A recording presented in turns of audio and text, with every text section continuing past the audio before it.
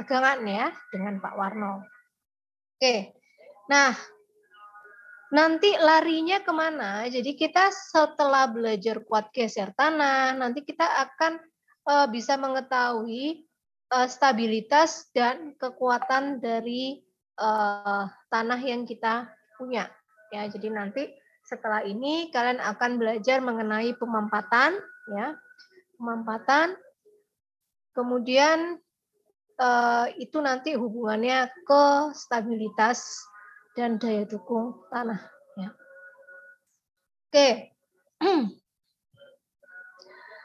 untuk di materi kita kali ini akan banyak bisa menggunakan milimeter block, bisa menggunakan program bantu entah AutoCAD ataupun yang lain-lainnya ya, terserah kalian mau pakai apa. Untuk nanti mengerjakan terkait kuat geser yang membutuhkan cara grafis.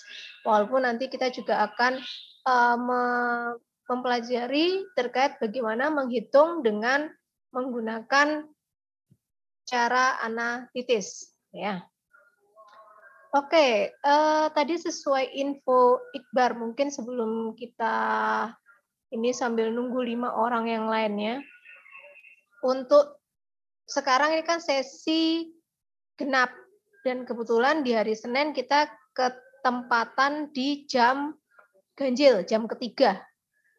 Kalau hari Rabu kita jam keempat. Nah, sekarang saya tanya, ini semuanya sudah ada di Surabaya kah? Atau masih ada yang di luar kota? Karena minggu ini hati-hati loh ya, minggu ini kita mulai tanggal 19 kita mulai praktikum loh ya. Jadi kalau masih ada dari kalian yang di tempat asalnya masing-masing, dalam artian kalau masih sakit ya saya nggak ini ya, tapi kalau misalnya kalian kondisi sehat, segera kembali karena jadwal praktikum akan segera kami share untuk kalian seperti itu. Oke, jadi kalau menurut saya, kalau misalnya ini kuotanya harus hybrid, kelas kita itu nggak ada fasilitas untuk hybridnya, karena baru beberapa kelas yang ada fasilitas hybrid. Jadi dalam artian gini, kalau yang kelasnya ada fasilitas hybrid, saya bergerak ke papan, misalnya ke papan tulis, kemudian saya menjelaskan di sana, maka yang di rumah juga akan melihat apa yang saya tulis di papan. Begitu. Tapi kalau tidak ada fasilitas hybrid di kelas, seperti yang kelasnya kita, maka ya mau tidak mau ya saya juga ngadep laptop, kalian yang di kelas juga ngadep laptop. Kalau yang di rumah jelas ngadepnya ngadep laptop.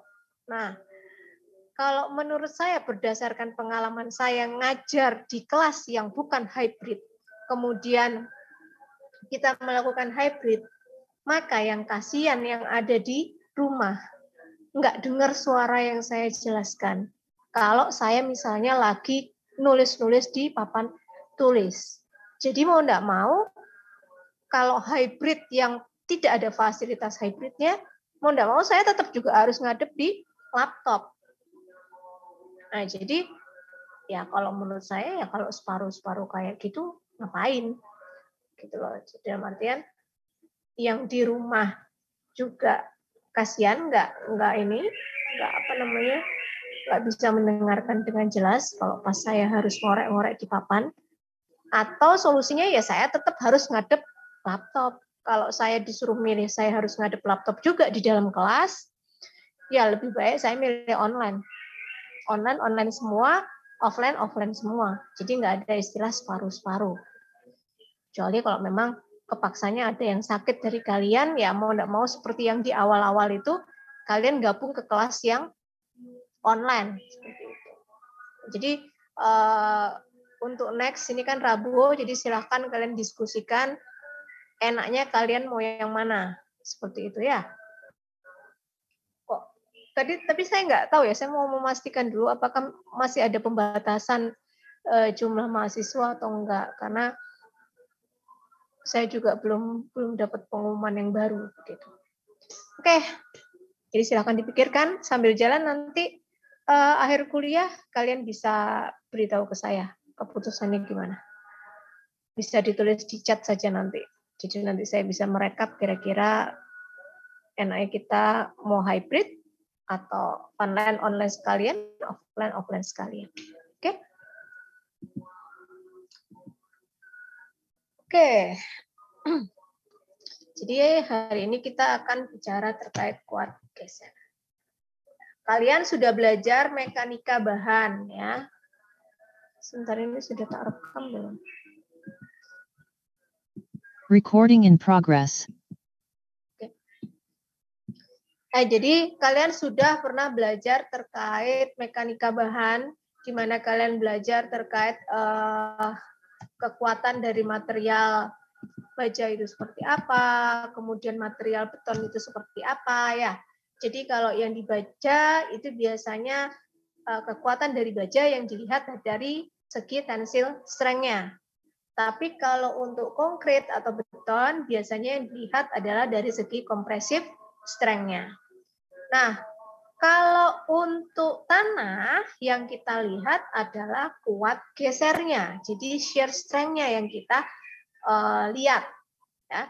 Yang kita lihat itu adalah shear strength-nya. Di mana shear strength pada tanah itu ada pengaruhnya terhadap keberadaan air di dalam pori. Jadi, kalau kalian sering mendengar atau sering membaca berita, lereng di sana longsor pada saat musim hujan. Berarti kalian harus mulai berpikir, oh iya ya, lereng itu stabil karena ada parameter kuat geser dari tanah yang masih mampu menahan kondisi saat itu. Nah, begitu ada hujan, maka apa? Ada ketambahan air di dalam pori. Sehingga apa? Sehingga parameter kuat geser tanah yang dipunyai itu mengalami penurunan. Jadi nanti kalian akan melihat bahwa semakin tinggi muka air yang ada, maka sebetulnya daya dukung atau bearing capacity kalian akan semakin rendah dibandingkan kalau muka air tanah atau kondisi tanahnya tidak jenuh. Ya, biasanya itu. Makanya kenapa kok terjadinya pas musim penghujan. Karena parameter-parameter tanah, kalau kondisinya dia terendam air atau kondisinya dia jenuh air, biasanya dia mengalami penurunan kekuatan parameter apapun itu, ya. Nah,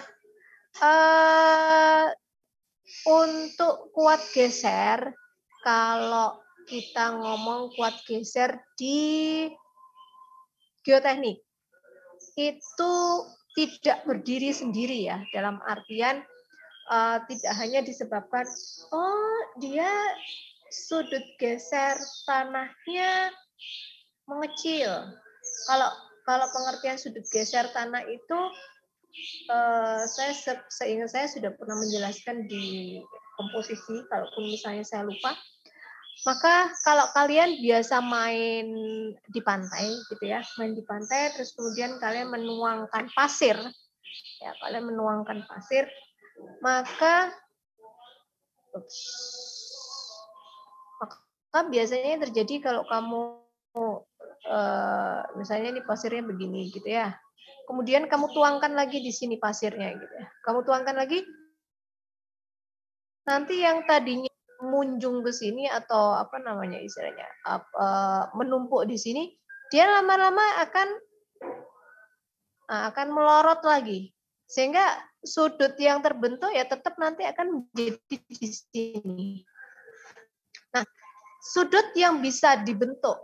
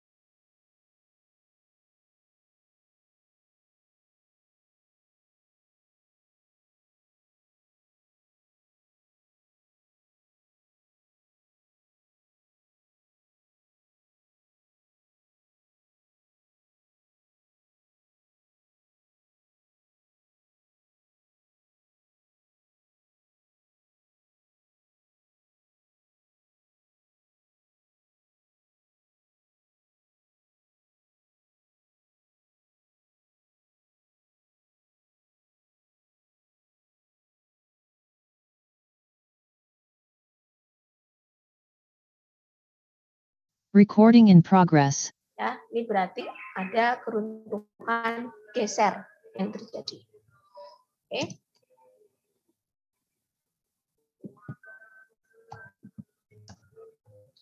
Itu tadi untuk daya dukung fondasi atau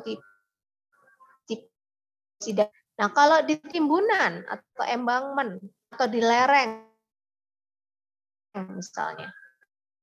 Di lereng juga sama. Ini area yang ini kan punya berat juga, ya punya berat. Kalau area ini berusaha kanan arah horizontal. Jadi tanah yang di belakangnya ini juga akan menyebabkan ini bergerak ke arah sini. Selagi gaya dorong yang terjadi masih lebih kecil daripada tahanan geser yang dia punya, ya otomatis ini fine-fine aja. Timbunan ini nggak akan kenapa-kenapa, nggak akan runtuh. Tapi kalau gaya dorongnya atau gaya besar daripada yang dia punya, ya sudah wassalam ya, sehingga embankment kalian akan mengalami keruntuhan. Seperti itu.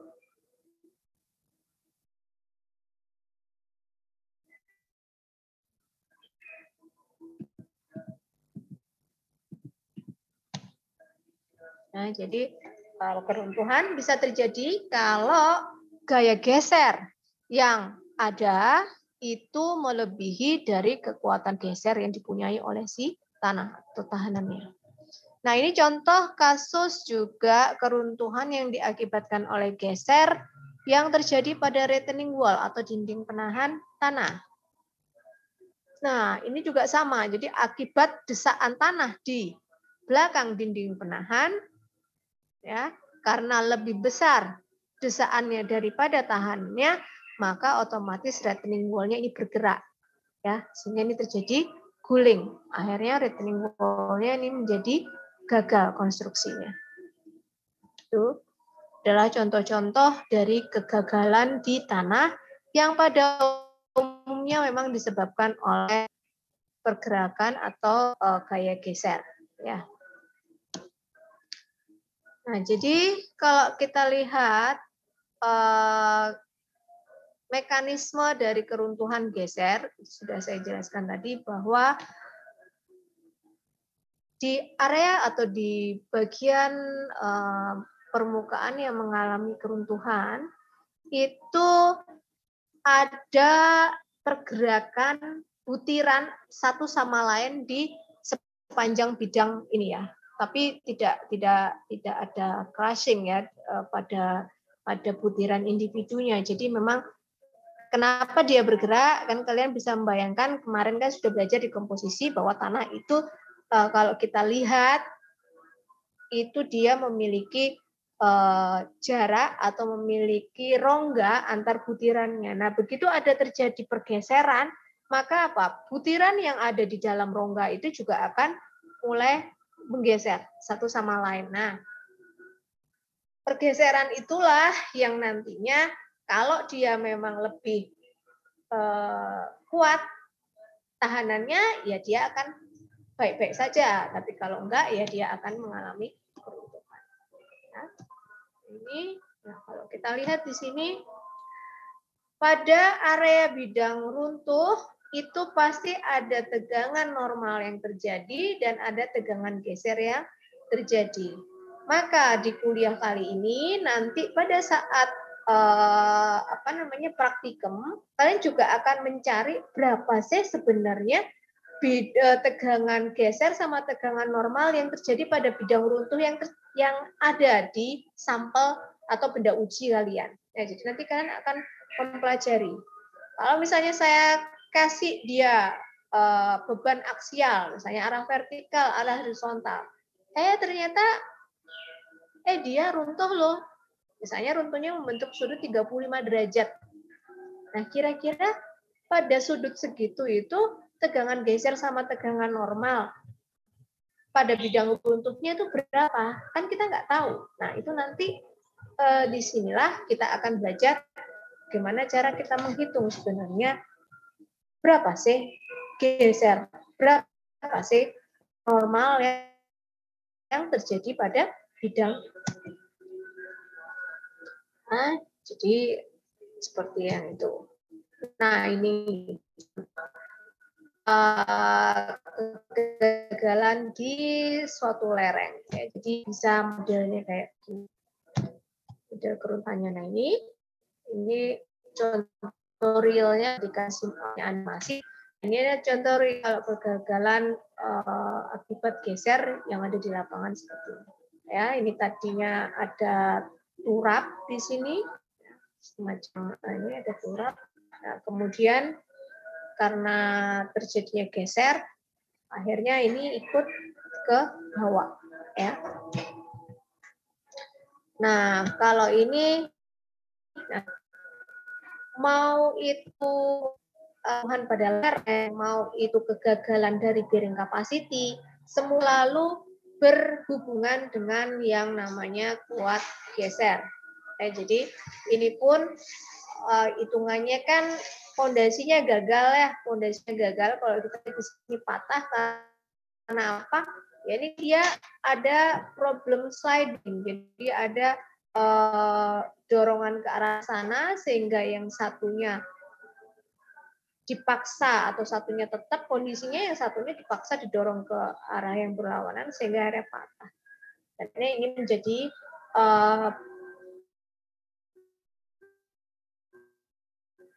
penyebabnya juga adalah karena kuat gesernya dia nggak kuat. Nah, ini juga salah satu kegagalan dari kuat geser yang tidak yang tidak memenuhi. Nah, sehingga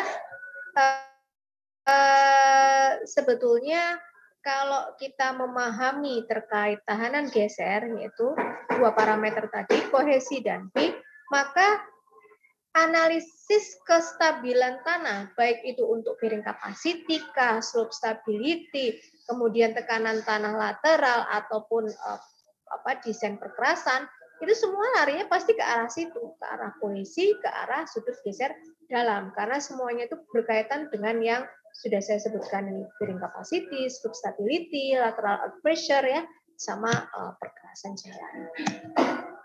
Nah, tadi saya sudah katakan bahwa kalau jenis tanahnya kita bukan jenis tanah. Jadi kalau misalnya kita punya rongga antar butiran, maka begitu kita kenai geser, dia kan akan berusaha bergerak satu sama lain ya. Nah, maka apa? Pada saat terjadi pergerakan satu sama lain, kalau kondisi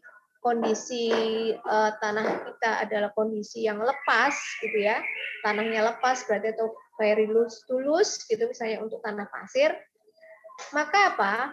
Maka pergerakan antar partikelnya ini bisa menjadi istilahnya akan membuat tanah tersebut padat. Tapi beda lagi kalau tanah kita ini sudah padat, kita beri geser, maka apa? Awalnya dia padat, tapi nanti lama-kelamaan dia akan mengembang. Dalam artian akhirnya jarak antar partikelnya akan menjadi lebih besar lagi, bukannya semakin mengecil. Seperti kalau tanah kita kondisi lepas, kemudian kita geser, maka butiran satu sama lain akan mendekat dan jarak antar butiran akan mengecil. Tapi beda yang terjadi kalau antara butirannya itu sudah padat, kemudian kalian geser terus, itu tambah akan membuat jarak antar butirannya menjadi lebih besar. Jadi bisa dianalogkan kalau misalnya kalian punya masalah, gitu ya, misalnya punya masalah. Ya, awal-awal kalau masalahnya bisa kalian tanganin, kalian akan menjadi semakin kuat. Tapi ada juga yang dia sudah, aduh masalahku kok sudah banyak ya, ditambahin lagi ada masalah. Ada yang bisa semakin kuat, ada yang bisa semakin tambah ngedrop. Nah, itu tanah itu hampir kayak gitu ya ininya, penganalogannya. Nah, sehingga apa? Sehingga untuk tanah kita membagi dua sumber kekuatannya dia adalah dari kohesi dan dari segi sudut geser. Ya, di mana kohesi di sini itu adalah ini tadi bisa cementation between sand grain. Ya, jadi kalau ada sementasi, ada istilahnya biasanya kalau yang berbutir itu kalau ada proses sementasi dia masih punya kohesi, tapi itu jarang. Ya, yang lebih sering itu adalah tarik menarik antar partikel yang ada di tanah kohesif atau clay ataupun silt. Kemudian kalau yang satunya itu adalah frictional resistant between particles, ini adalah sudut geser dalam tanah. Ya, jadi ada dua, kohesi dan sudut geser dalam tanah itu adalah sumber kekuatan dari gesernya si tanah kalian. Nah, kalau kita mengulang kembali terkait tegangan geser ataupun kuat geser, kalian ingat waktu di pelajaran mekanika bahan. Tapi perlu saya ingatkan untuk di soil mekanik, perjanjian tandanya agak berbeda dengan mekanika bahan. Di mana kalau kita untuk arah tekan itu adalah positif, arah tarik itu adalah negatif, sedangkan kalau untuk arah geser, ya, jadi perjanjiannya perlu diingat karena agak berbeda dengan mekanika bahan. Jadi untuk tegangan normal, tekan, compression,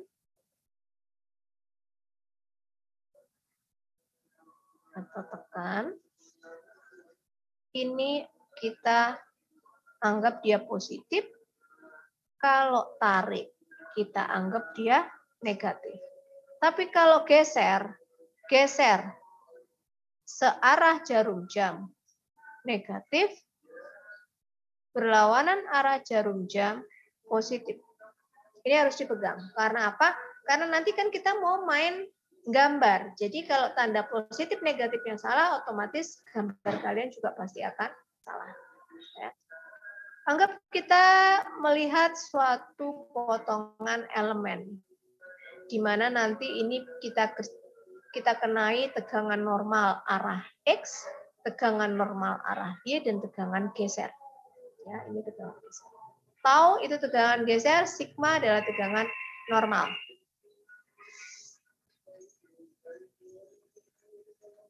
Nah, pada saat kita menerapkan tegangan normal arah Y, arah X, dan tegangan geser, maka suatu saat sampel kita juga akan mengalami keruntuhan.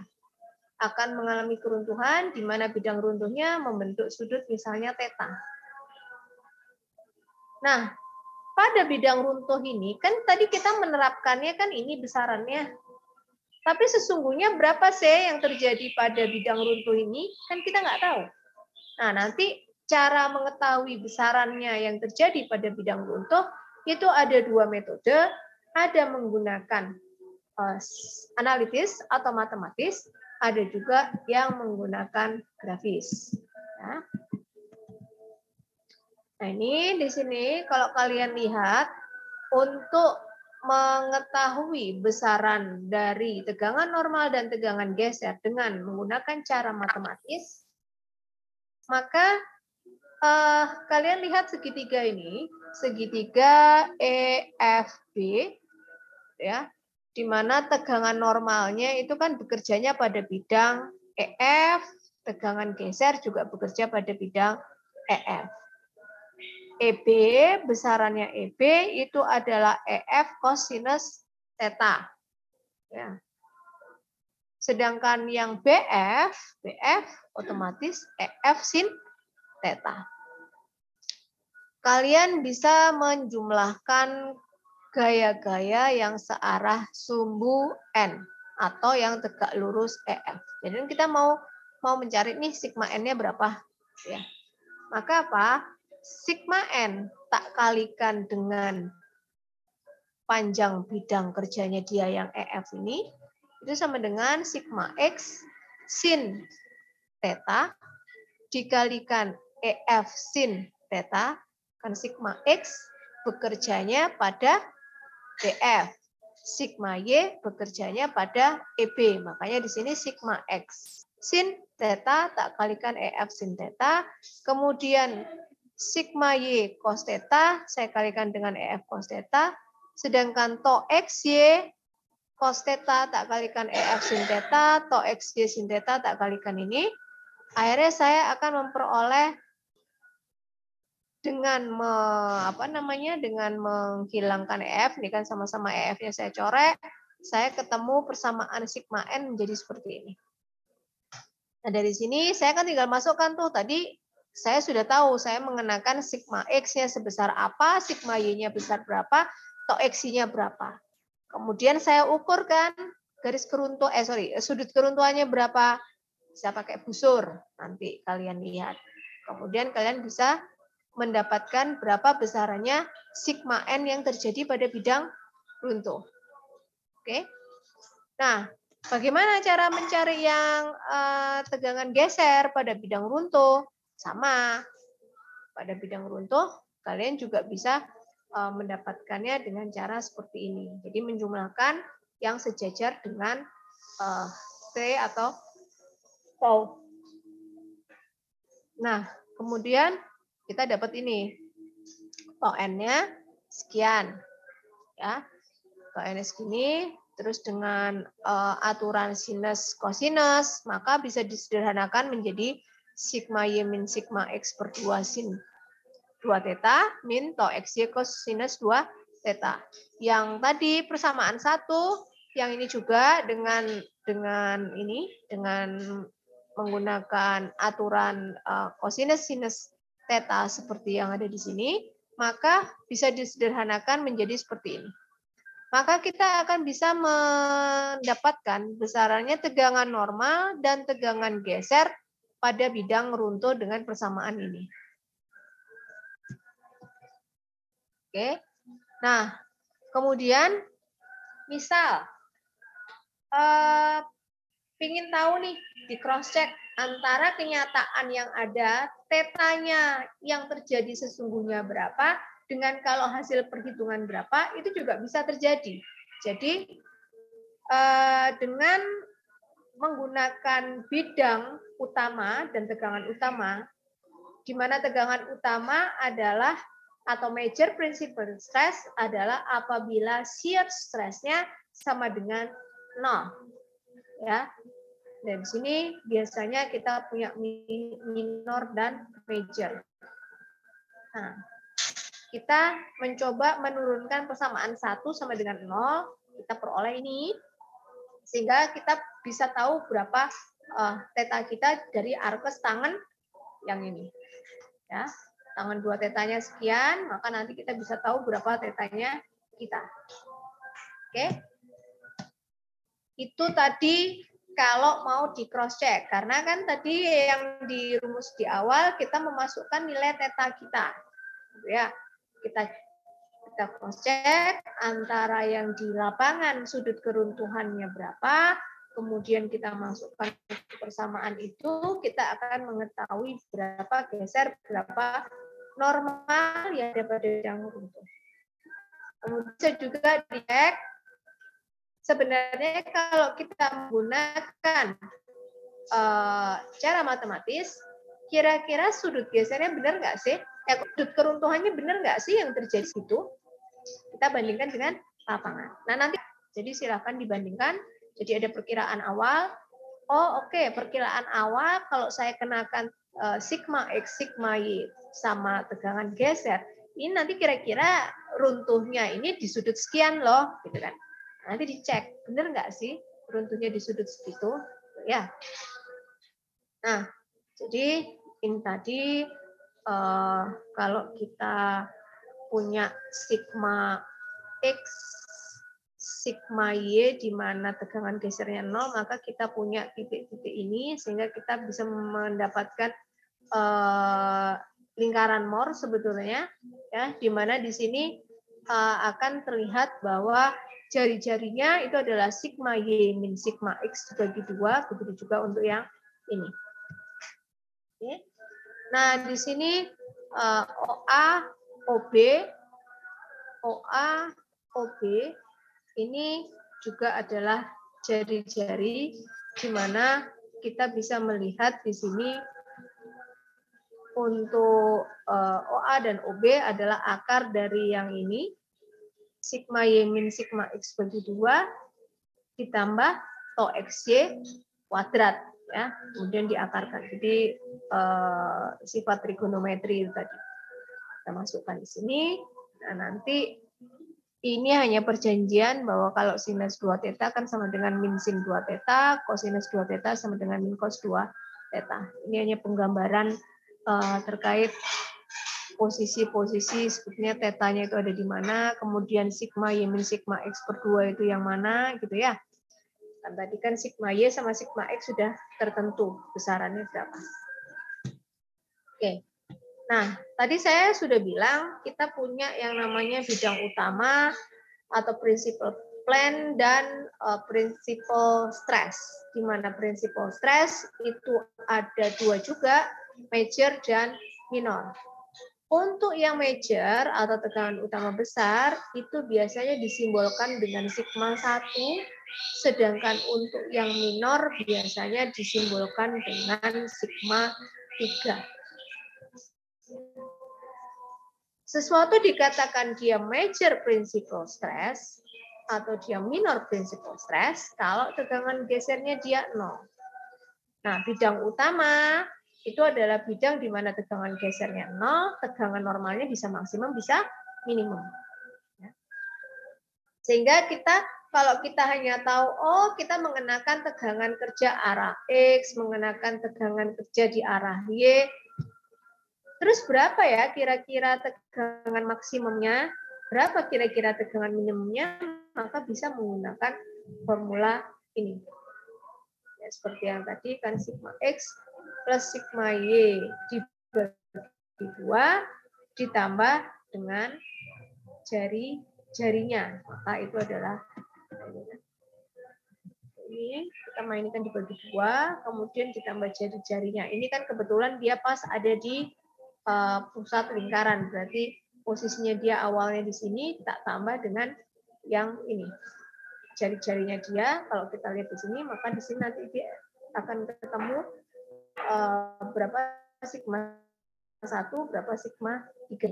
Juga akan kita buktikan pada saat kalian menggunakan cara grafis.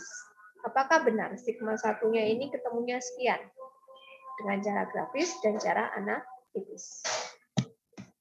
Oke, tadi saya sudah singgung bahwa kita mempunyai cara, ada 2 cara, baik secara matematis maupun secara grafis. Nah, yang secara grafis itu yang biasa kita kenal dengan Paul method.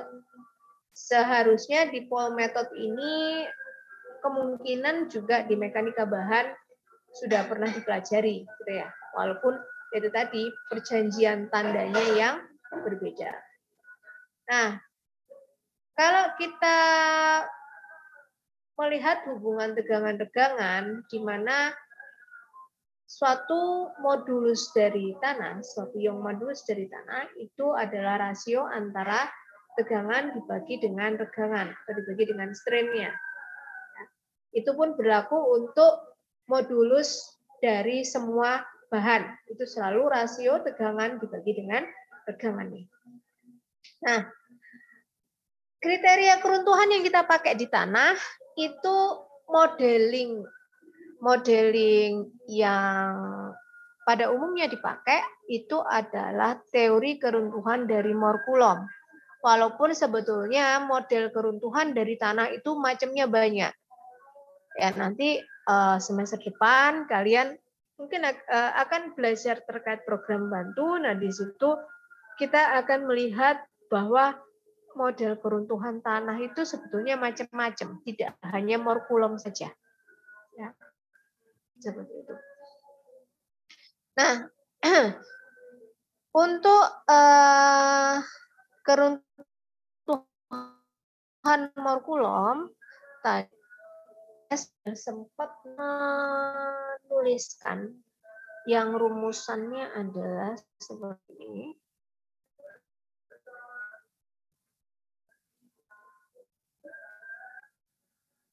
tau sama dengan C plus sigma N atau sigma V tangan V. Nah, ini adalah teori keruntuhannya Mohr Coulomb. Ya. Jadi dia kombinasi kritis antara tegangan normal dan tegangan geser. Di mana parameter C dan V lah yang juga ikut berpengaruh terhadap kuat geser dari suatu material tanah kita. Nah, kalau saya punya suatu elemen tanah yang kemudian saya kenakan kerja sebesar sigma X dan sigma Y, di mana sini sigma X-nya adalah sigma 1, berarti apa? Ini lebih besar nilainya daripada sigma 3, ya. Dan kemudian karena di sini dikatakan sigma 1 dan sigma 3, maka G-nya sudah pasti 0. Sehingga saya bisa mengeplot untuk yang area ini itu adalah sigma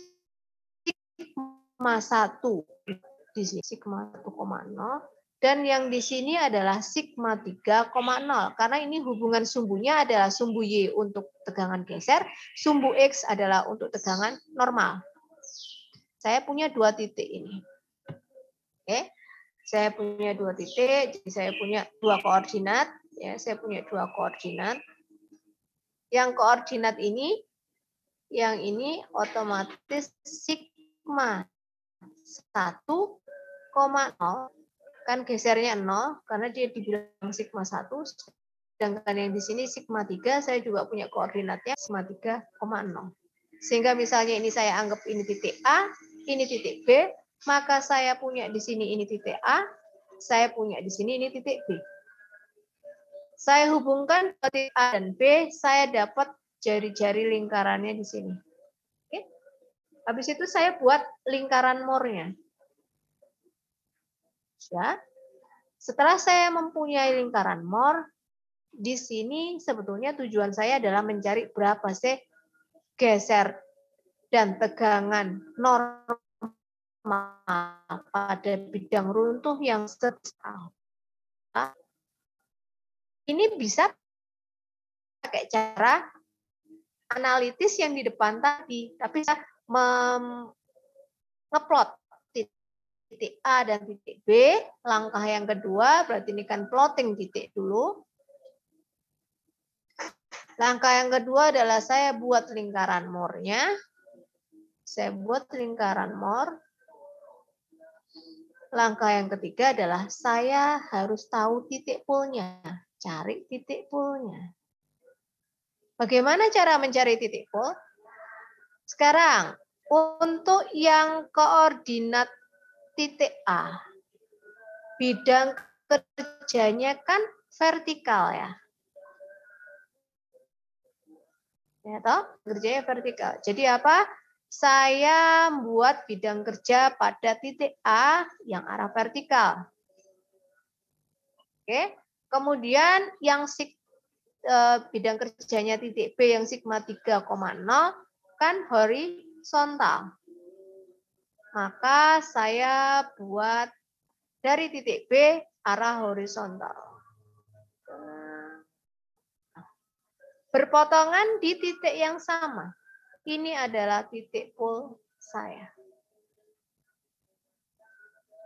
Sudah tahu, saya sudah dapat titik pol.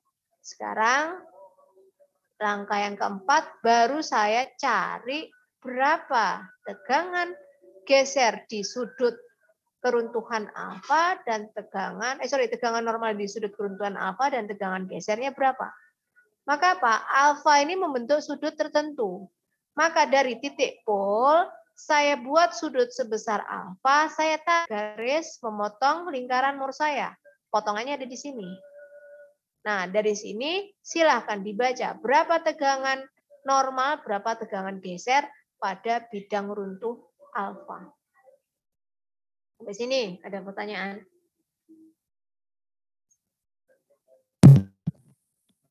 Permisi Bu, izin bertanya. Ya, silakan.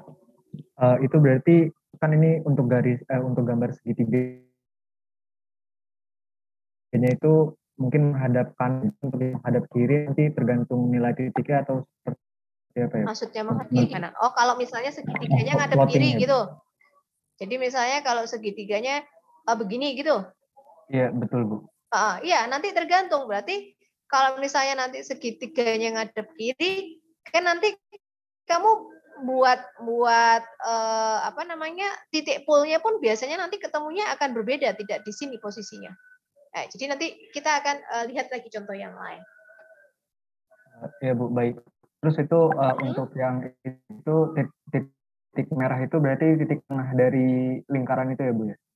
Ya, kan saya gabungkan saya garis A sama B, kemudian apa namanya separuh dari panjang garis A dan B ini adalah titik pusat lingkarannya, kemudian saya buat lingkarannya. Seperti Ya itu. Bu, baik, terima kasih. Oke. Yang lain?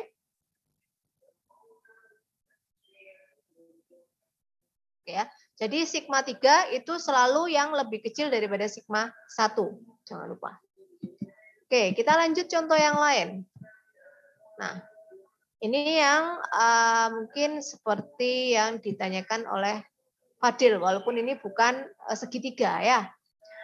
Jadi kalau kita lihat sini, ini ada suatu elemen tanah di mana dia berada ya ini semacam kayak di lereng gitu ya, di lereng yang mempunyai kemiringan misalnya 20 derajat. Jadi aplikasinya di lapangan adalah ini ada suatu lereng yang mempunyai kemiringan, sudut kemiringan 20 derajat.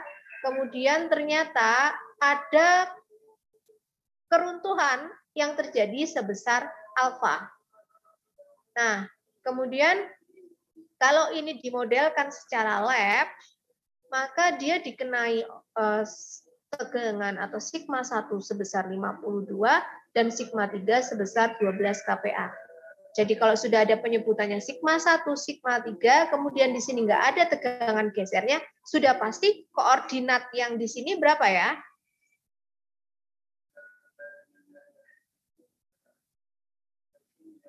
Ini ada gesernya nggak? 52,0. Oke, ini 52,0, sedangkan yang ini? 12,0. Yes, 12,0. Kita punya dua titik, 52,0, 12,0. Saya gambar di sini. Ini titik A, ini titik B. Oke. Sama dengan cara yang tadi, saya tarik ini dua A dan B, titik A dan B, kemudian saya dapatkan titik tengahnya. Ya, saya dapatkan titik tengahnya, kemudian saya buat lingkaran more-nya. Sudah sampai sini. Nah, sekarang langkah yang berikutnya adalah saya menentukan di mana titik pull saya. Nah, tadi kita lihat sigma 1 bekerjanya di bidang yang mana? Oh, sigma 1 bekerjanya bidangnya miringnya begini. Berarti sama dong, miringnya sama yang ini 20 derajat. Ya kan? Miringnya sama. Oke, berarti dari titik A saya tarik garis horizontal membentuk sudut 20 derajat, saya tarik sampai memotong lingkaran. Awal ketemu di sini. Titik B, suatu gaya itu bidang kerjanya kan pasti selalu potongan tegak lurus begini. Maka 40 derajat, karena kan saling tegak lurus. Yang satunya 20, berarti yang sigma 3-nya ini adalah 70 derajat. Kalaupun Bu, saya malas cari sudut yang bidang kerjanya yang B berapa derajat, boleh nggak pakai cuma yang A? Boleh. Toh nanti ketemunya pasti nanti akan sama di titik yang sama. Karena apa? Ini pasti nanti perpotongannya akan 90. Ya, jadi walaupun misalnya kalian belum nyari yang titik B, pasti nanti dia akan berada atau berpotongan di titik yang sama. Oke, yang B membentuk sudut 70 derajat. Yang B, ya, yang ini dia membentuk sudut 70 derajat. Maka kamu gambar horizontal dengan sudut 70 derajat ini, ketemunya di titik ini. Nah, ini adalah titik pull kita. Nah, sekarang kan ditanya, bidang runtuhnya ini membentuk sudut 35 derajat. Berapa ya geser sama normal yang ada pada bidang runtuh? Ya sudah, dari titik pol, ya, alfanya kan begini nih. Alfanya kan dari dasar yang ini, yang dari membentuk sudut 20, berarti dari sini, dari yang ini, kita tarik atau kita buat sudut 35 derajat, habis itu kalian tarik garis. Ketemu di C. Sudah bacaan berapa ini tegangan sama tegangan normal di titik C. Nah, itu adalah geser dan normal yang terjadi pada bidang runtuh alfa. Sampai sini ada pertanyaan.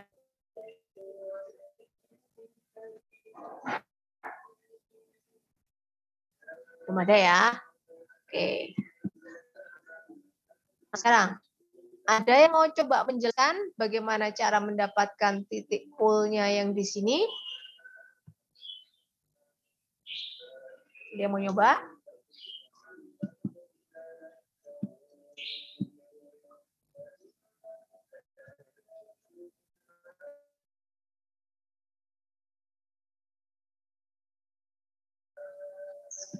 Coba yang mau nyoba. Oke. Saya lupa. Gio ya? Ocek, Bu. Oh, Ochan. Ya. Mungkin kalau saya di sini untuk yang diketahui Q1 sama Q3-nya di gambar sebelah kanan ya, Bu. Konfirmasi saja sih, Bu. Q1 Eh, sigma 1, sigma 3. ya, Bu, itu maksudnya, Bu. Maaf. Ini sigma 1 sama sigma 3 dari elemen ini belum kelihatan loh, Chan. Kamu harus membentuk lingkaran Moore-nya dari informasi yang ada di sini. Jadi sigma 1, sigma 3 itu nanti baru akan ketemu setelah kamu gambar lingkarannya. Gimana? Kalau tadi contohnya semuanya kan gesernya 0 ya. Sekarang kan ada gesernya nih. Oke, kita anggap yang titik X ya, titik X ini. Oke, sekarang titik X. Titik X koordinatnya berapa ya? 4,2, Bu. 4,2. 4,2. Oke. Sebentar, saya tanya dulu. Kenapa kok positif dua-duanya, Ochan?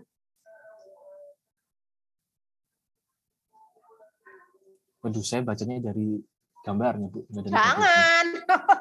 Kalau dari gambar, anggap ini gambarnya belum ada. Kamu lihat ini dulu. Ayo, jangan lihat ini dulu. Ini ditutup dulu, ayo, ditutup dulu. Jangan lihat di sebelah kanan, lihat sini dulu. Sekarang saya tanya, oke, kamu ngelihat dari gambar 4,2-nya positif, Bu. Enggak, sekarang kalau saya ngelihatnya dari yang sebelah kiri, kenapa kok 4,2-nya semuanya positif? Yang 4-nya itu tekan, Bu. Oke, 4 tekan. 2-nya? 2-nya berlawan arah jarum jam. Yes. X karena 4 tekan, 2 berlawanan arah jarum jam, maka koordinatnya menjadi 4,2. Untuk titik Y. Terlepas ini sudah ada tandanya loh ya. Otomatis 8 min 2. 8 tekan, min 2-nya adalah searah jarum jam. Ya kan? Gesernya searah jarum jam sehingga dia minus. Saya punya dua koordinat 4,2 dan 8 min 2. Ini koordinatnya X 4,2 dan koordinatnya Y 8,-2. Saya hubungkan dua titik ini, saya ketemu tengah-tengahnya adalah ini.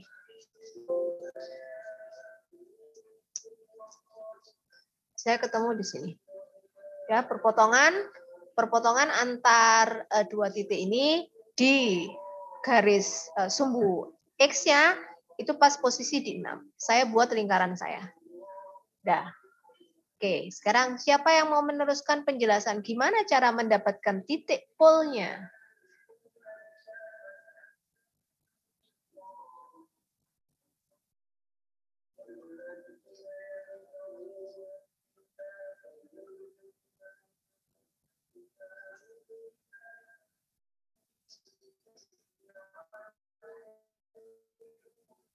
Iqbar, kamu mau ngomong? Belum Bu, saya lagi coba mikir dulu Bu. Oh, soalnya kok notifikasinya ngomong.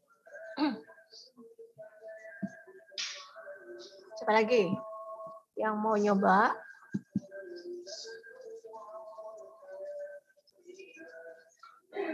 Iren?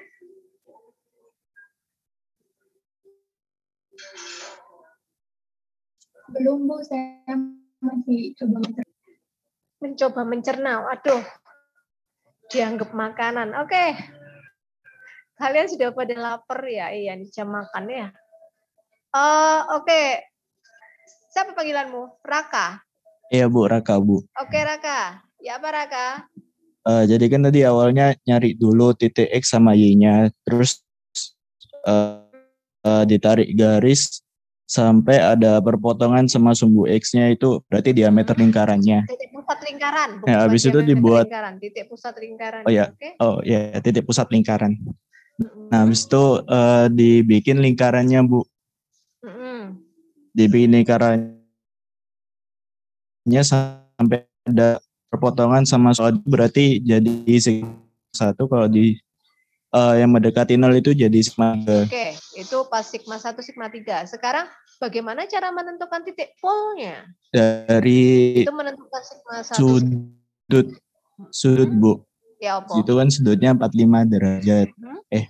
Ya terus dari lingkarannya itu dibentuk sudut 45 derajat dari titik Y. Dari titik Y. Nah, oke. Ya. Sekarang sudut 45 derajat yang kamu bilang diambil dari titik Y, itu sebetulnya apanya titik Y sih? Kemiringan ini kan Bu. Iya, kemiringan. Tapi itu namanya apa tadi? Saya sebutnya. Bidang kerja ya. Jadi kamu gambar bidang kerja dari titik Y tadi. Oke, bidang kerjanya membentuk sudut 45 derajat. Itu maksudnya? Iya Bu, bidang kerja. Oke. Terus ditarik 45 derajat sampai memotong ke lingkarannya. Itu titik P, jadi titik P. Ya, terus buat nentuin sigma 1 sama sigma 3-nya ini arahnya kemana, itu ditarik garis dari titik P ke sigma 1 sama sigma 3 yang garis putus-putus itu Bu. Oke. Ya. Ya terus ya kayak gitu Bu. Udah. Ya tegangannya akhirnya tegak lurus sama garis putus-putusnya itu. Oke, jadi mungkin saya sempurnakan sedikit penjelasannya. Jadi sudah tadi dapat titik X, titik X, titik Y, terus dihubungkan dapat perpotongan dengan sumbu Y, itu adalah titik pusat lingkaran, kemudian kamu buat lingkarannya, gitu ya. Setelah itu langkah berikutnya adalah mencari titik pol. Caranya adalah kalian gambar bidang kerja dari titik-titik yang sudah kalian punya. Saya punya titik X, saya punya titik Y. Untuk titik Y, dia membentuk bidang kerjanya miringnya dalam 45 derajat. Ini kan bidang kerjanya ya, 45 derajat. Maka dari titik Y, seperti yang tadi oleh Raka dijelaskan, saya buat nih 45 derajat. Oke, memotong di lingkaran Moore pada titik ini. Oke, kemudian yang 4,2 sebetulnya kan saya juga bisa membentuk sudut 45 derajat punyanya si yang 4,2. Jadi kan bisa aja saya tarik garis horizontal dari titik 4,2, saya bentuk 45 derajat. Kebetulan kalau saya buat sudut 45 derajat, posisinya dia ya di situ juga gitu. Ya. Sehingga apa? Sehingga ini adalah titik pulnya. Ya. Nah, kalau di sini kebetulan tidak ada bidang runtuhnya, tapi yang ditanya di sini adalah di mana bidang kerja sigma 1 dan di mana bidang kerja sigma 3. Maka kalau ditanya di mana bidang kerjanya atau sudutnya membentuk berapa derajat, dari horizontal, maka kalian tariklah Untuk sigma 1 tarik ke titik pol. Ini adalah bidang kerja si sigma 1. Makanya kenapa di sini dibuatnya begini. Gitu ya. Atau cara penggambaran yang lainnya adalah kalian perpanjang ini bidang kerjanya. Terus kita buat kubus elemennya. Kemudian ini apa? Positif kan? Berarti tekan. Saya gambar begini. Kemudian untuk yang sigma 3, bidang kerjanya mana? Sigma 3 saya hubungkan dengan titik pol. Maka saya punya garis putus-putus yang ini. Ini adalah bidang kerja si sigma 3. Dia juga masih positif hasilnya. Sehingga arahnya menjadi tekan, atau kalau saya gambarkan menjadi begini, elemen kubusnya menjadi begini. Ya, ini sigma 3. Paham sampai sini? Jadi gitu ya. Ini ditanya berapa sigma 1, sigma 3-nya.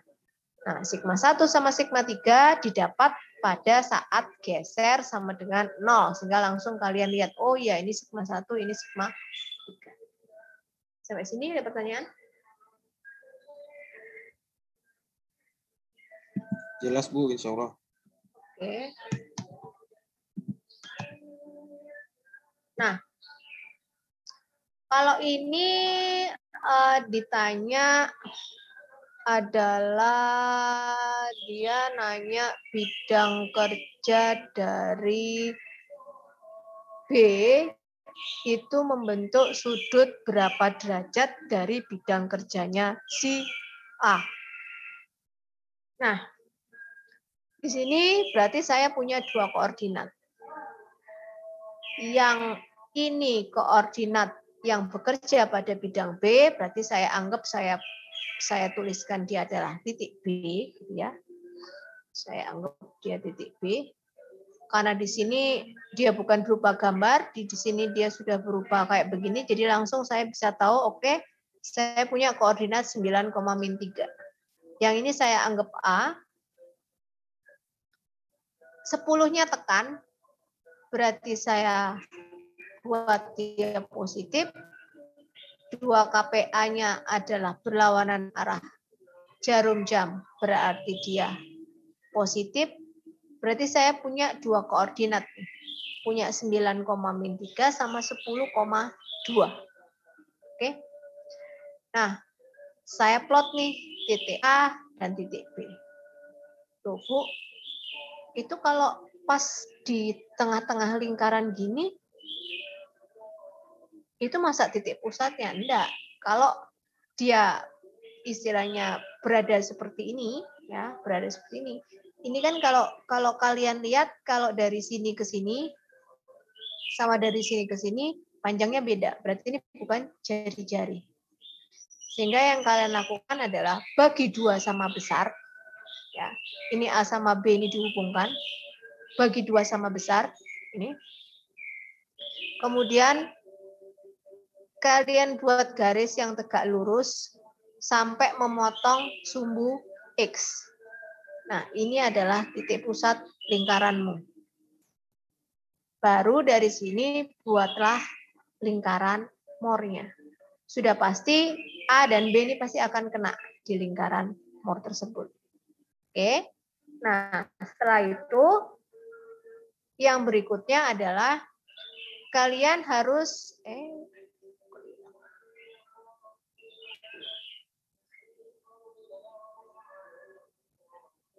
setelah dapat lingkarannya, berarti langkah selanjutnya adalah menentukan titik poolnya.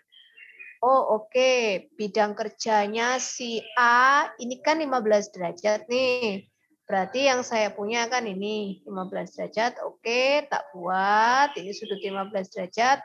Kemudian saya potongkan dengan lingkaran more-nya, saya dapat titik poolnya di sini. Nah, yang ditanyakan berapa sudut yang terbentuk sudut bidang kerjanya si B kan, berarti si B kan belum tahu sudutnya berapa. Sehingga apa? Sehingga dari B, kan tadi walaupun kamu cuma dapat dari satu titik, pasti kan titik pol untuk bidang kerja yang satunya pasti dia juga akan ada di situ gitu loh. Nah, sehingga apa? Sehingga dari titik B ini kamu tarik aja garis ke titik pol. Dipol. Oke. Udah di sini kan. Nah, tadi kan bidang kerjanya A kan yang ini. Bidang kerjanya yang B kan yang ini. Berapa sih sudut yang terbentuk dari bidang kerja A? Ya sudah, ini ukurannya berapa. Pakai busur. Ketemu theta yang dibentuk oleh bidang kerjanya B. Terus pertanyaan selanjutnya. Berapa sigma satunya? Berapa sigma tiganya? Ya sudah, tinggal dilihat. Oh, ini loh sigma satunya. Oh, ini loh sigma tiganya. Gimana bidang kerjanya sigma 1 sama sigma 3? Ya tinggal kamu tarik dari titik 1, sigma 1 ke titik pol. Kalau disuruh gambarin elemen ininya gimana? Ya sudah, tinggal dipanjangin aja. Ini apa? Tekan ya, karena masih positif semua. Sigma 1. Terus yang ini? Yang ini berarti juga sama. Kita tarik ke titik pol. Ini juga masih tekan. Ini sigma 3. Ya, gitu ya caranya ya. Nah, sekarang yang berikutnya. Tolong saya dibantu menjelaskan. Nah, siapa yang mau membantu menjelaskan saya terkait ini? Jadi ini, oke, ini nanti ada 2 pertanyaan. Yang satunya adalah berapa tegangan geser dan tegangan normal yang terjadi pada bidang runtuh sebesar 30 derajat. Di mana bidang kerja sigma 1 dan sigma 3. Oke, silakan. Siapa yang mau nyoba? Step-stepnya gimana?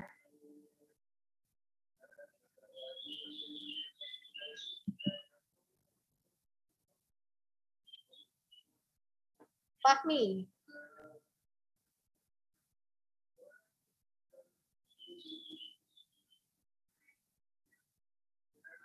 Ananda Fahmi Suswanto. Siapa panggilannya? Fahmi atau Nanda?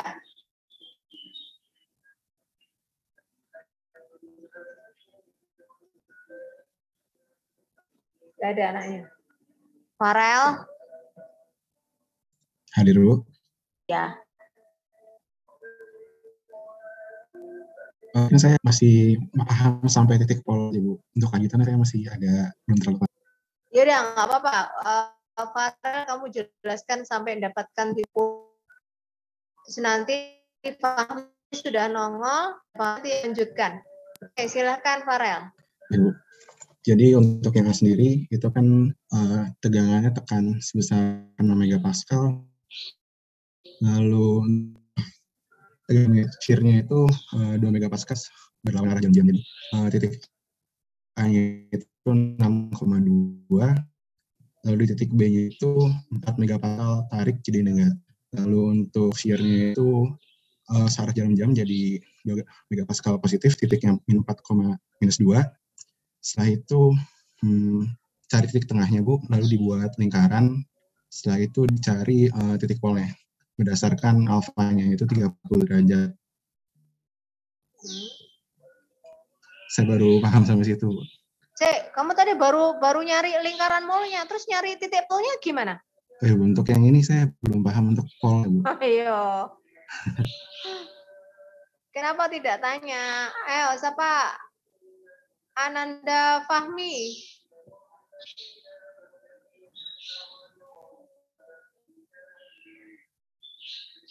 Panggilanmu siapa? Ananda Fahmi? Ananda Fahmi, Bu. Fahmi, ya Fahmi. Ayo. Tadi Farel sudah sampai bentuk lingkaran. Wes, sekarang kamu gimana menentukan titik polnya dulu aja, Wes? Tadi ini, Bu, sama kayak Farel, Bu. Sekarang masih bingung, Bu. Kenapa nggak tanya? Tadi saya sudah tanya siapa yang masih belum ngerti, nggak tanya. Begitu tak tunjuk, saya belum ngerti, Bu. Ayo. Alfi. Muhammad Alfi Sofa. Siapa nih saya manggilnya? Ada nggak anaknya? Ada, Bu, Alfi, Bu, panggilan. Alfi. Oke, Alfi. tolong jelasin gimana cara menentukan titik pol-nya, Alfi?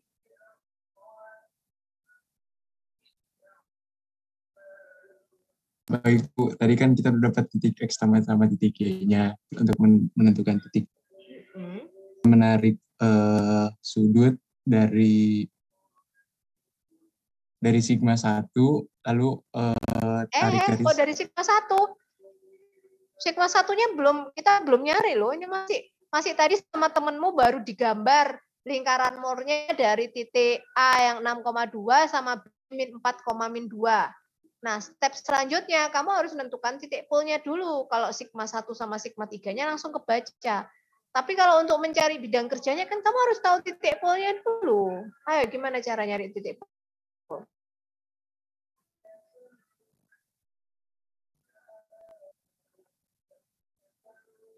Masih nggak paham, Alfi? Lagi cari jawaban. Ya Bu, saya masih memahami dulu Bu. Jadi gini ya, prinsipnya untuk mencari titik pol itu adalah kamu tahu bidang kerja yang kamu pakai buat bikin lingkaran, itu bidang kerjanya kayak gimana.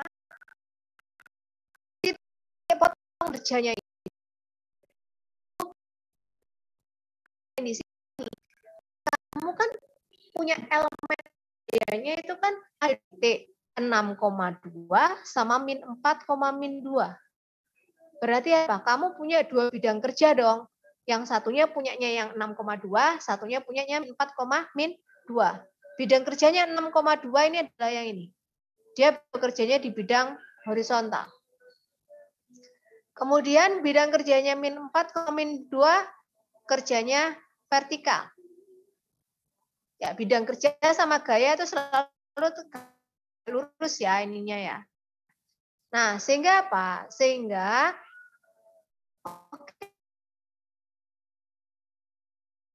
6,2 mana ya? 6,2. Oh ya, bidang kerjanya horizontal, Bu. Bidang horizontal. Berarti buat bidang kerja horizontal titik A. Sampai potong lingkaran Moore-ku. Sudah? Berarti saya dapat dong titik potongnya ada di sini. Yang dari A nih tadi. Saya mau memastikan, benar nggak ya? Kalau misalnya saya juga membuat bidang kerjanya yang min 4 sama min 2. Oke, min 4, min 2 yang ini. Oh, bidang kerjanya vertikal, Bu. Dari min 4, min 2, saya tarik garis vertikal. Oh iya, Bu, sama. Titik potongnya di lingkaran Moore-nya ada di situ. Nah, berarti apa? Kalaupun kalian membuat bidang kerjanya cukup satu untuk yang 6,2 atau min 4, min 2, pasti titik potongnya di lingkaran juga sama, satu. Maka ini adalah titik pol kalian. Ayo, sampai sini. Siapa yang masih belum jelas? Jadi titik pol menentukannya adalah dari perpotongan bidang kerja gaya yang kamu ketahui nilainya pada saat buat lingkaran Moore-nya. Itu ada di mana? Itu adalah titik pol kalian. Sekarang ayo untuk menentukan titik pol, siapa yang masih belum ngerti atau masih bingung? Udah ngerti semua?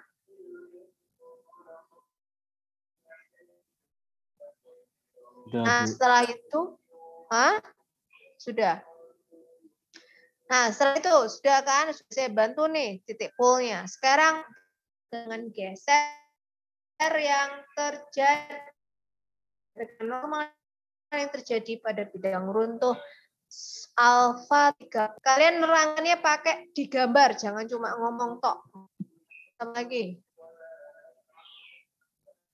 Tara Aisyah. Saya manggilnya Tara apa Aisyah ya? Oke, Tara. Ya apa Tara? Tegangan geser sama tegangan normalnya untuk alfa 30, Tara.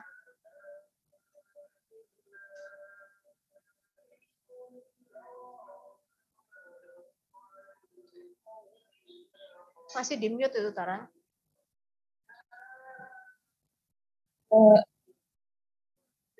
Saya masih belum paham. Kalau masih belum paham, tanya opo orek.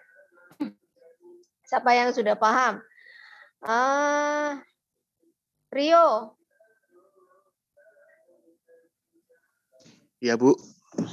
Rio, coba bantu saya jelasin tuh gimana caranya mendapatkan tegangan geser sama tegangan normal pada alfa 30 derajat. Mungkin dari yang garis putus digambar sudut 30 derajat, kemudian ditarik sampai perpotongan lingkaran, Bu. Di situ dapat titik C, Bu. Oke, jadi itu 30 derajat itu kan membentuk sudut 30 derajat itu kan dari bidang kerjanya punyanya si A kan? Si A, berarti dari titik pol saya tarik garis horizontal.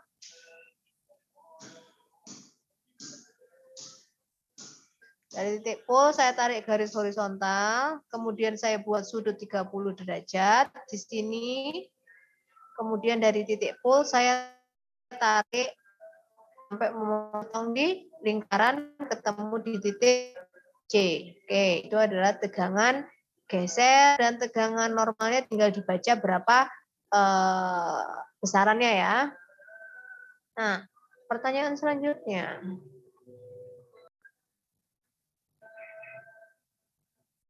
Firmansyah. Ya, Bu.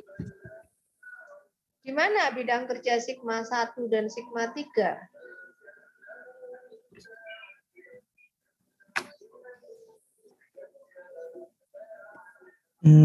Dari yang sigma 1 kan Bu izin Oh iya, belum tak izinin dah. Oke, silakan.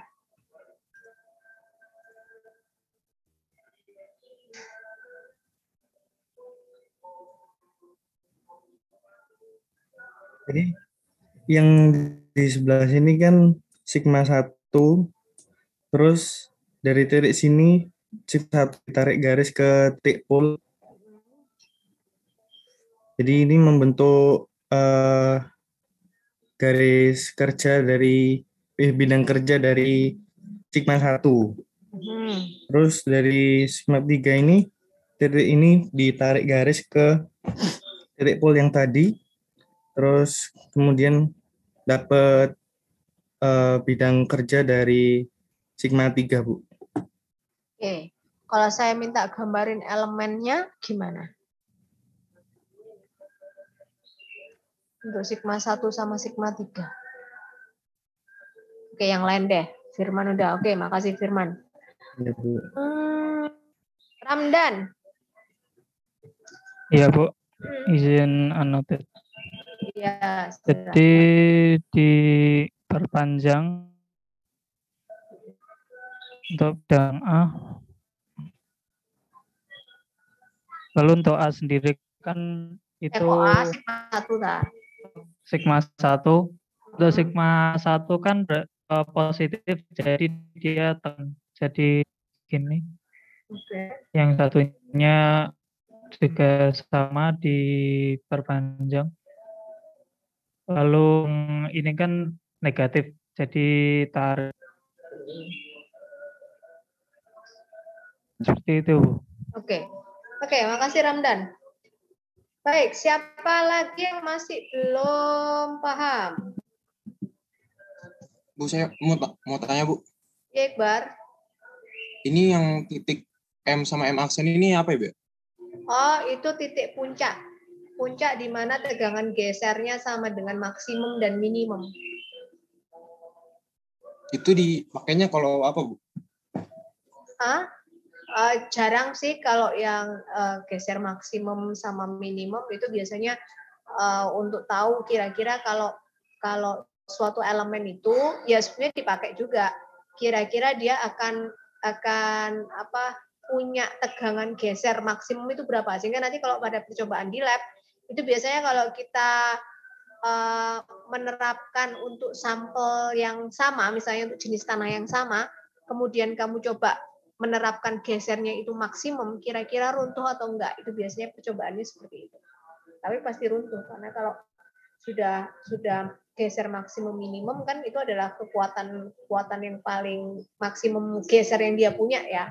Jadi pada di titik ini itu kan kamu punya geser maksimum, tapi normalnya atau tegangan normalnya kan bukan maksimum. Nah, sehingga apa? Seperti yang teori keruntuhan Marcoulomb, bahwa keruntuhan yang terjadi itu kan kombinasi dua antara geser dengan kondisi tegangan normal kritis. Nah, kalau kamu menerapkan di suatu elemen kamu ini gesernya maksimum, walaupun normalnya belum maksimum, di sampel itu juga bisa terjadi keruntuhan. Gitu maksudnya, Iqbal. Baik Bu, terima kasih Bu. Oke. Ada lagi? Jadi tadi ya. Nah, ini adalah tipikal hubungan antara tegangan normal dan strain. Jadi untuk macam-macam dari jenis material. Kalau materialnya misalnya baja atau nonlinear elastik atau perfectly plastic, elastoplastik lah. Ini juga yang model-modeling kayak gini nih. Kalau di program-program yang namanya yang berbasis finite element seperti Praxis, itu biasanya ada materialmu mau anggap apa? Nonlinear elastik kah atau perfectly plastic, elastoplastik gitu ya. Nah, itu ada ininya. Jadi dari setiap macam-macam material akan memiliki hubungan tegangan dan regangan yang berbeda. Ya, biasanya kalau tanah itu ada yang memodelkan elastoplastik, tidak mungkin yang perfectly plastik, tapi ada juga dia pada satu kondisi tertentu dia akan membentuk nonlinear elastik. Jadi kalau sudah ada pembebanan berulang, biasanya hubungan tegangan-tegangannya akan lebih berbentuk ke arah nonlinear elastik. Nah, kadang dia akan tidak balik di tempat yang awal, kadang dia menjadi seperti itu. Seperti ini ya. Kadang seperti itu untuk tanah. Nah, ini tadi kita sudah belajar bagaimana mencari tegangan geser dan tegangan normal pada bidang runtuh. Nah, ini adalah hubungan geser dan normal untuk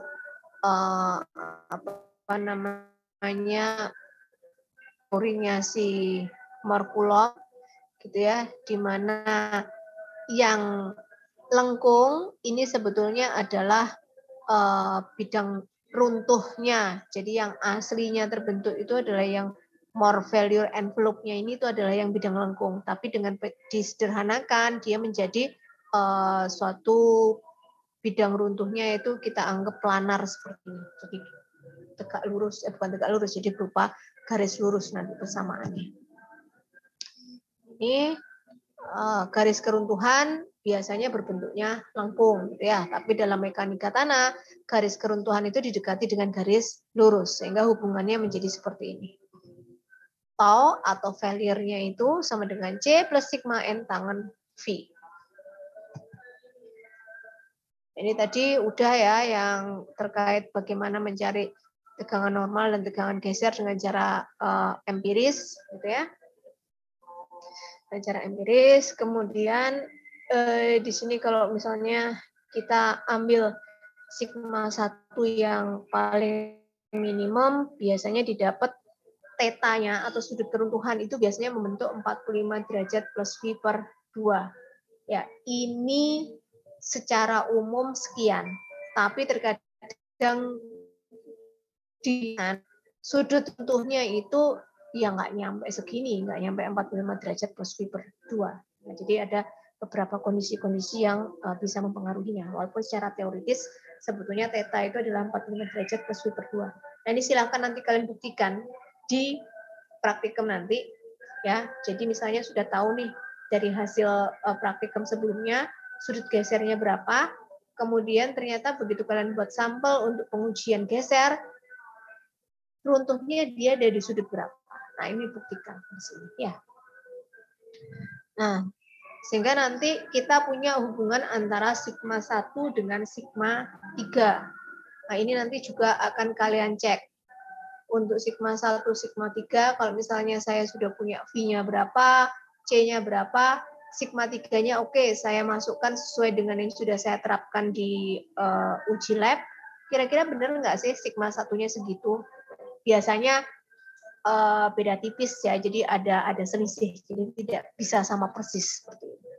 Nah, kalau C-nya sama dengan 0 ya otomatis kita cuma punya sigma 3 tangan kuadrat 45 derajat plus V per 2. Yang ininya hilang. Ya. Nah, untuk kuat geser, parameter kuat geser itu bisa diperoleh dari percobaan di lapangan maupun percobaan di lab. Untuk fan shear ini biasanya lebih banyak dipakai yang fan shear lapangan. Jadi walaupun fan shear lab itu juga ada, tapi ini biasanya yang kita pakai adalah yang lapangan, di mana ini hanya bisa untuk tanah lempung atau tanah lano yang konsistensinya itu very soft to soft. Kenapa kok yang medium nggak bisa? Susah ininya. Muter alatnya itu sudah susah. Nanti kalian akan bisa lihat. Karena fan shear ini prinsipnya adalah kayak memutar suatu gagang alat ya, kalau kita lihat di sebentar. Nah, ini. Jadi bisa kalian bayangin, ini kamu tancepin ke dalam tanah gitu ya, kamu tancepin ke dalam tanah. Kalau tanahmu masih very soft to soft, ya masih gampang muternya gitu ya. Nanti di sini ada bacaannya. Torsinya itu berapa? Itu nanti ada bacaannya. Nah, kemudian ini ada biasanya kita lubangi dulu ya, ada lubang borehole-nya gitu kan. Kemudian baru kamu tancepin ininya, baling-balingnya ini ya. Ditancepin, kemudian ini torsinya kita puter. Nanti di sini ada bacaannya berapa. Jadi ini bisa disambung ya, nanti ada penyambungnya ininya. Jadi kalau butuh kedalaman berapa. Biasanya di lapangan yang pernah saya lakukan itu ada di project di Pertamina kalau nggak salah, itu di Balikpapan atau apa, itu bisa sampai 15 meter ya, bisa sampai 15 meter, bisa sampai 15 meter, lebih dari itu sudah susah ya. Nah, itu prinsipnya, jadi dia terkait ada torsi, ini berapa jarak blade-nya, kemudian tinggi blade-nya itu berapa. Nah, jadinya nanti seperti ini. Yang akan kita dapatkan adalah nilai kohesinya. Ini ya, nilai kohesinya kalau dari fan shear test. Nah, yang 3 ini adalah lab. Sama-sama mencari parameter kuat geser tanah. Kalau di fan shear kita bisa dapat nilai CU. Kalau di direct shear kita bisa dapat nilai C dan nilai V. Di unconfined compression test kita cuma dapat nilai CU. Di triaxial test tergantung tesnya apa, kita bisa dapat C dan V juga. Ya, jadi nanti akan kita pelajari juga. Direct shear itu kayak apa sih? Unconfined gimana? Triaxial test juga seperti apa? Ya. Jadi itu adalah tipikal uji yang kalian lakukan nanti direct hanya direct shear sama unconfined ya. Yang triaxial hanya sekedar penjelasan saja. Jadi kalau yang benar-benar dilakukan ada direct dan unconfined compression test. Oke.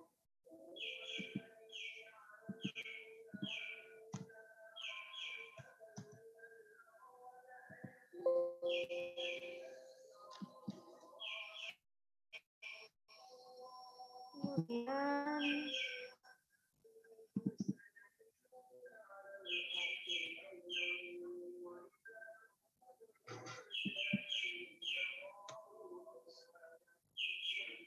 nah ini sama ya, kayak yang di stresses at point tadi sudah kita jelaskan juga terkait sini bagaimana cara atau perjanjian arahnya gitu ya, positif negatifnya itu di sini dijelaskan lagi gitu kan. Terus bagaimana cara menentukan titik poolnya.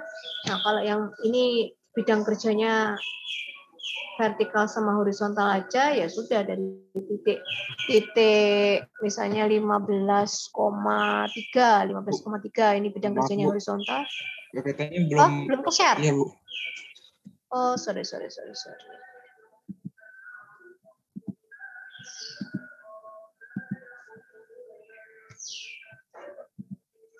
Udah ya, sekarang udah ya? Sudah, Bu. Oke. Nah, jadi ini hanya terkait perjanjian positif negatif yang sudah kita bahas tadi. Kemudian ini juga ada penjelasan lagi yang terkait pool method. Bagaimana cara menentukan? Ini adalah contoh kalau elemen tanahnya itu lurus-lurus aja gitu ya, di mana bidang kerja dari suatu gaya yang diterapkan padanya itu hanya vertikal sama horizontal. Jadi saya ulang, untuk yang bidang kerja 2, di mana dia mempunyai koordinat 15,3, di mana sama-sama positif karena 15-nya tekan, sedangkan 3-nya itu adalah berlawanan arah jarum jam, maka dia menjadi 15,3, sedangkan yang satunya ini adalah tekan 5, searah jarum jam 3, berarti 5,-3. Tarik 2 titik ini, ketemu perpotongan di sini, buat lingkaran Mohrnya. Bidang kerjanya 2 adalah horizontal, tarik horizontal.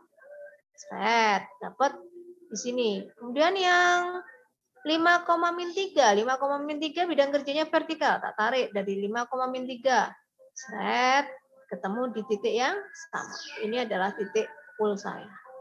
Terus kalau elemennya miring-miring, Bu, sama kayak tadi. Udah kan? Kita buat sampai lingkaran Mohrnya ya. Ini ada titik alfa, ada titik beta, di mana titik beta itu 10,3, sama-sama positif karena tekan dan gesernya adalah berlawanan. Sedangkan yang satunya 3,-3. Dapat lingkaran Mohrnya. Kemudian yang beta 10,3 membentuk sudut ini 45 derajat ya, sehingga dari beta ini kita buat garis, pokoknya sejajar bidangnya ini. Jadi di sini kan enggak ada sudutnya berapa, berarti bisa aja saya buat garis yang sejajar dengan miringnya bidang kerjanya si B. Ini kan bidang kerjanya si B gini ya. Nah ini, terus ini tak pindah ke sini gitu. Nah jadinya di sini.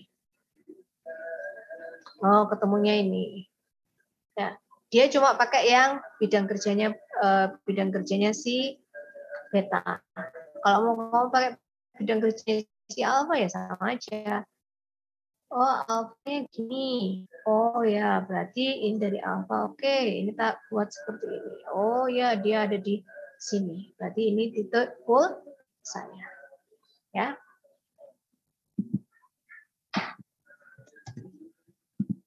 Nah ini cuma terkait kalau sudah tahu titik poolnya, mau mencari berapa tegangan geser, tegangan normal yang ada pada bidang yang mau kalian inginkan, tinggal tarik dari titik pool tersebut. Jadi contohnya yang ini, dia sudah tahu poolnya ada di sini, dia mau tahu berapa sih bidang kerja, berapa sih tegangan geser sama tegangan normal yang ada pada bidang C. Ternyata bidang C ini kan vertikal gitu ya, sudah tarik aja dari titik pool ke arah vertikal. Oh, dia sekian. Bacaan aja berapa di sini, gesernya berapa normalnya. Ya, begitu juga untuk yang di D, B dan lain-lain. Nah, ini resumenya aja, step-stepnya gitu ya. Kalian bisa baca dari sini. Nah, PR yang akan kita bahas hari Rabu itu adalah kalian kerjakan ini mau di apa namanya di kertas milimeter block terserah, mau pakai AutoCAD terserah. Yang pasti nanti dari sini silahkan yaitu tadi tentukan sekalian sigma 1 dan sigma 3-nya. Kalau di sini kan cuma disuruh nyari pole-nya aja ya, titik pole-nya. Ketambahan cari di mana berapa sigma 1, sigma 3 dan di mana bidang kerja sigma 1, sigma 3. Ini kita bahas hari Rabu. Sampai sini ada pertanyaan? Fadil. Iya Bu, izin tanya.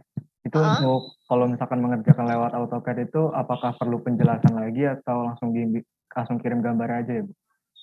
Oh ya, nanti kalau misalnya ini kan majunya tetap kan kamu harus menjelaskan ke kita step-stepnya seperti apa, walaupun nantinya hasil akhirnya hanya berupa gambar. Jadi nanti pun kuis juga gitu. Jadi kalian tidak perlu kalau kuis, oh dari sini ke sini buat lingkaran, enggak. Tapi sudah jadi lingkaran dan titik pul-nya kan arah-arahnya kalian menggambar atau menentukan kan nanti kelihatan. Nah dari situ kan kita ngoreksinya. Gitu. Jadi nggak perlu apa tahapan atau narasi seperti itu, enggak. Tapi kan kalau misalnya kalian disuruh maju kan kalian otomatis kan harus menjelaskan tahapannya kan. Ya gitu aja. Ya Bu, baik, terima kasih. Ada lagi pertanyaan?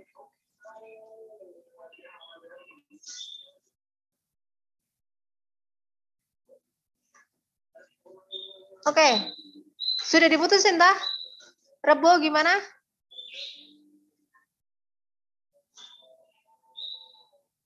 Atau Iqbar nanti kabari saya ya Iqbar ya? Baik Bu, nanti saya kabarin. Oke, kalau sudah nggak ada pertanyaan, sampai ketemu hari Rabu. Jadi tolong jangan keliru terkait penandaan positif negatifnya, karena itu nanti akan membuat hasil kalian berbeda jauh, otomatis salah gambar, otomatis titik pul yang kalian kerjakan juga akan menjadi salah. Dan seterusnya merentat akan juga salah. Ya, jadi hati-hati. Oke. Sudah? Tidak ada pertanyaan lagi? Yang lainnya tadi yang masih bingung, apa masih tetap bingung atau sudah jelas?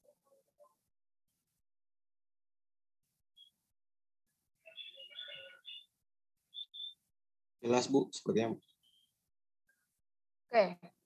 Ya sudah ya, semoga jelas seperti yang dikatakan oleh Iqbar. Jadi kita lihat aja nanti Rebo, apakah benar sudah jelas, ataukah memang ternyata masih ada yang bingung tapi tidak mau tanya. Oke, terima kasih. Erlangga sudah ngerti Erlangga? Erlangga ada apa enggak? Oke, saya akhiri sampai di sini. Wassalamualaikum warahmatullahi wabarakatuh. Selamat siang. Waalaikumsalam.